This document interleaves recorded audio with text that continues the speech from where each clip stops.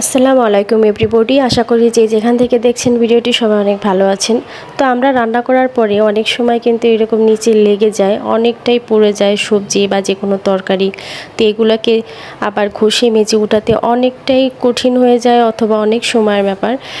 তো আমরা অনেক সময় এত সময় পাই না বা আমাদের শরীর ভালো থাকে না। তো সব কিছু মিলিয়ে যত তাড়াতাড়ি সম্ভব মানে 1 মিনিটের মধ্যে আপনি কিন্তু এই পোড়া দাগ বা পোড়া অংশটা আপনি তুলে ফেলতে পারেন। তো সেই প্রসেসিংটা আজকে একদমই শর্টে বলে দিব, আপনাকে ভিডিওটা প্রথম থেকে শেষ পর্যন্ত দেখতে হবে। তো আমি কিন্তু এখানে একটুখানি পানি দিলাম এবং চুলাটাকে জ্বালিয়ে দিয়েছি, মানে ধরিয়ে দিয়েছি, শুরু করে দিয়েছি। তো এইবার যখন পানিটা একটু একটু বড় হবে মানে গরম হবে, তখনই আস্তে আস্তে করে এরকম করে ঘুরে ঘুরে নেড়ে দেব। আবার বলতেছি, যখন পানিটা একটু গরম হবে, শুধুমাত্র 1 মিনিট লাগবে আপনার এই কাজটি করতে। যখন পানিটা গরম হবে তখনই কিন্তু আপনাকে এরকম আস্তে আস্তে ঘুরিয়ে ঘুরিয়ে এরকম একটা চামচের সাহায্যে ঘোরাতে হবে এবং হালকা, একদমই হালকা করে। আপনারা দেখতে পাচ্ছেন খুব সহজেই কিন্তু এই পোড়া সবজিটা কিন্তু উঠে গেল। তো আমি এবার এই গরম পানিটাকে ফেলে দিচ্ছি একটু সাবধানতার সাহায্যে। আর এবার ঠান্ডা পানি দিয়ে একটু ধুয়ে নিচ্ছি এবং হালকা করে আপনি একটু মেজে নিন।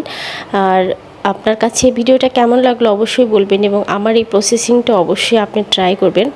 আশা রাখছি যে অনেক অনেক আপনি ভালো একটা উপকার পাবেন। কারণ হচ্ছে যে এইভাবে পোড়া দাগ বা পোড়া সবজি পুড়ে যাওয়া এরকম যদি উঠান, তাহলে আপনার অনেক সময় কিন্তু বেঁচে যায়।